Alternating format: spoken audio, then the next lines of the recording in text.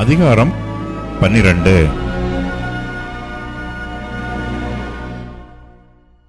அக்காலத்திலே இயேசு ஓய்வு நாளில் பயிர் வழியே போனார்.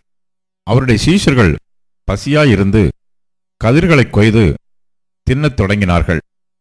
பரிசேயர் அதைக் கண்டு அவரை நோக்கி, இதோ, ஓய்வு நாளில் செய்யத்தகாததை உம்முடைய சீஷர்கள் செய்கிறார்களே என்றார்கள். அதற்கு அவர், தாவீதும் அவனோடு இருந்தவர்களும் பசியாயிருந்தபோது செய்ததை நீங்கள் வாசிக்கவில்லையா? அவன் தேவனுடைய வீட்டில் பிரவேசித்து ஆசாரியர் தவிர வேறொருவரும் புசிக்கத்தகாத தேவ சமூகத்து அப்பங்களை தானும் தன்னோடு இருந்தவர்களும் புசித்தார்களே.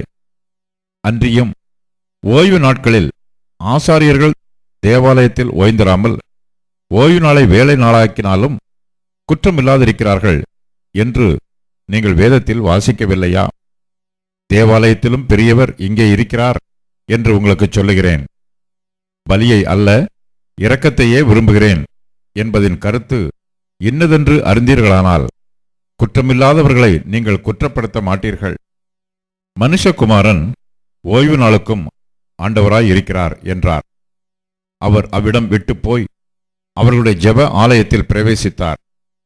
அங்கே சூம்பின கையையுடைய மனுஷன் ஒருவன் இருந்தான். அப்பொழுது அவர் மேல் குற்றம் சாட்டும்படிக்கு, ஓய்வு நாளில் சொஸ்தமாக்குகிறது நியாயமா என்று கேட்டார்கள். அதற்கு அவர், உங்களில் எந்த மனுஷனுக்காகிலும் ஒரு ஆடு இருந்து அது ஓய்வு நாளில் குழியிலே விழுந்தால் அதை பிடித்து தூக்கிவிட மாட்டானோ? ஆட்டை பார்க்கிலும் மனுஷனானவன் எவ்வளவோ விசேஷித்திருக்கிறான்.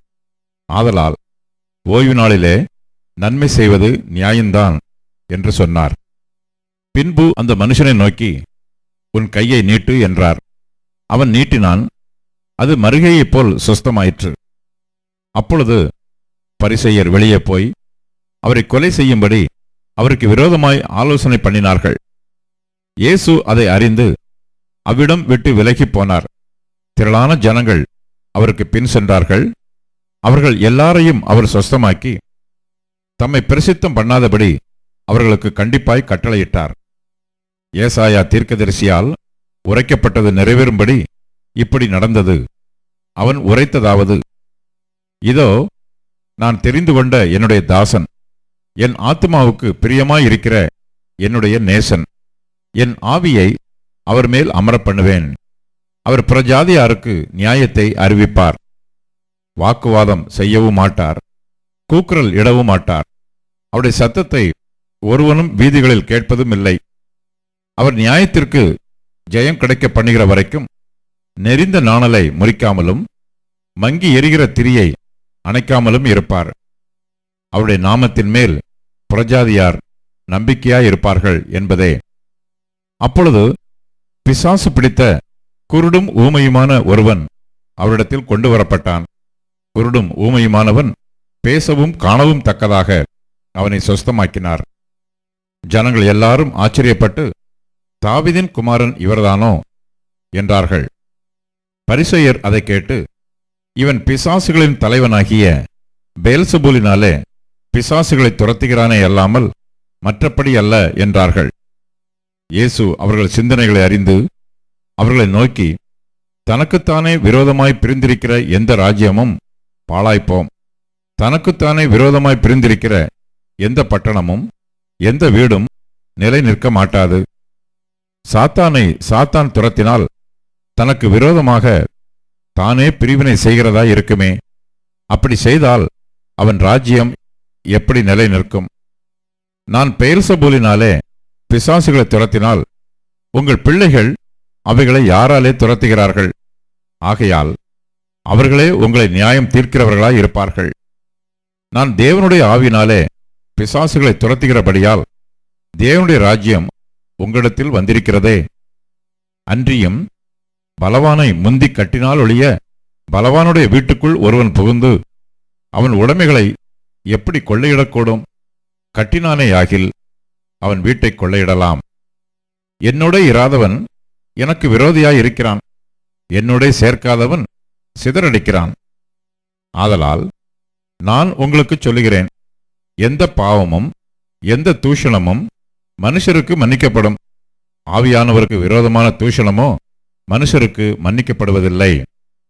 எவனாகிலும் மனுஷகுமாரனுக்கு விரோதமான வார்த்தை சொன்னால் அது அவனுக்கு மன்னிக்கப்படும்.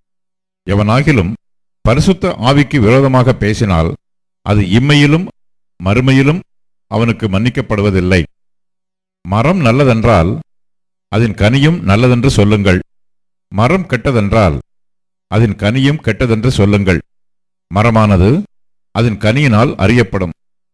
விரியன் பாம்பு குட்டிகளே, நீங்கள் பொல்லாதவர்களாயிருக்க நலமானவைகளை எப்படி பேசுவீர்கள்? இருதயத்தின் நிறைவினால் வாய் பேசும்.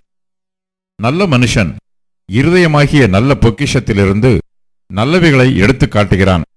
பொல்லாத மனுஷன் பொல்லாத பொக்கிஷத்திலிருந்து பொல்லாதவைகளை எடுத்து காட்டுகிறான். மனுஷர் பேசும் வீணான வார்த்தைகள் யாவையும் குறித்து நியாயத்தீர்ப்பு நாளிலே கணக்கு ஒப்புவிக்க வேண்டும் என்று உங்களுக்கு சொல்லுகிறேன். ஏனெனில் உன் வார்த்தைகளினாலே நீதிமான் என்று தீர்க்கப்படுவாய், அல்லது உன் வார்த்தைகளினாலே குற்றவாளி என்று தீர்க்கப்படுவாய் என்றார். அப்பொழுது வேத பாரகரிலும் பரிசேயரிலும் சிலர் அவரை நோக்கி, போதகரே, உம்மால் ஒரு அடையாளத்தை காண விரும்புகிறோம் என்றார்கள். அவர்களுக்கு அவர் பிரதியுத்தரமாக, இந்த பொல்லாத விபசார சந்ததியார் அடையாளத்தை தேடுகிறார்கள். ஆனாலும் யோனா தீர்க்கதரிசியின் அடையாளமே அன்றி வேறே அடையாளம் இவர்களுக்கு கொடுக்கப்படுவதில்லை. யோனா இரவும் பகலும் 3 நாள் ஒரு பெரிய மீனின் வயிற்றில் இருந்தது போல மனுஷகுமாரனும் இரவும் பகலும் 3 நாள் பூமியின் இருதயத்தில் இருப்பார். யோனாவின் பிரசங்கத்தை கேட்டு நினிவே பட்டணத்தார் மனம் திரும்பினார்கள். இதோ, யோனாவிலும் பெரியவர் இங்கே இருக்கிறார். ஆதலால் நியாயத்தீர்ப்பு நாளிலே நினிவே பட்டணத்தார் இந்த சந்ததியாரோடு எழுந்து நின்று இவர்கள் மேல் குற்றம் சுமத்துவார்கள். தென் தேசத்து ராஜஸ்திரீ பூமியின் எல்லைகளிலிருந்து சாலமோனுடைய ஞானத்தை கேட்க வந்தாள். இதோ, சாலமோனிலும் பெரியவர் இங்கே இருக்கிறார். ஆதலால் நியாயத்தீர்ப்பு நாளிலே அந்த ராஜஸ்திரீ இந்த சந்ததியாரோடு எழுந்து நின்று இவர்கள் மேல் குற்றம் சுமத்துவாள். அசுத்த ஆவி ஒரு மனுஷனை விட்டு புறப்படும் போது வறண்ட இடங்களில் அலைந்து இளைப்பாறுதல் தேடியும் கண்டடையாமல், நான் விட்டு வந்த என் வீட்டுக்கு திரும்பி போவேன் என்று சொல்லி அங்கே வந்து அந்த வீடு வெறுமையாகவும் பெருக்கி ஜோடிக்கப்பட்டதாகவும் இருக்க கண்டு திரும்பி போய் தன்னிலும் பொல்லாத வேறு 7 ஆவிகளை தன்னோடு கூட்டிக் கொண்டு வந்து உட்புகுந்து அங்கே குடியிருக்கும். அப்பொழுது அந்த மனுஷனுடைய முன்னிலைமையிலும் அவன் பின்னிலைமை அதிக கேடுள்ளதாயிருக்கும். அப்படியே இந்த பொல்லாத சந்ததியாருக்கும் சம்பவிக்கும் என்றார். இப்படி அவர் ஜனங்களோட பேசுகையில் அவருடைய தாயாரும் சகோதரரும் அவரிடத்தில் பேச வேண்டுமென்று வெளியே நின்றார்கள். அப்பொழுது ஒருவன் அவரை நோக்கி, உம்முடைய தாயாரும் உம்முடைய சகோதரரும் உம்மோடே பேச வேண்டுமென்று வெளியே நிற்கிறார்கள் என்றான். தம்மிடத்தில் இப்படி சொன்னவனுக்கு அவர் பிரதியுத்தரமாக, என் தாயார் யார், என் சகோதரர் யார் என்று சொல்லி தம்முடைய கையை தமது சீஷர்களுக்கு நேரே நீட்டி, இதோ என் தாயும் என் சகோதரரும் இவர்களே. பரலோகத்தில் இருக்கிற என் பிதாவின் சித்தத்தின்படி செய்கிறவன் எவனோ அவனே எனக்கு சகோதரனும் சகோதரியும் தாயுமாய் இருக்கிறான் என்றார்.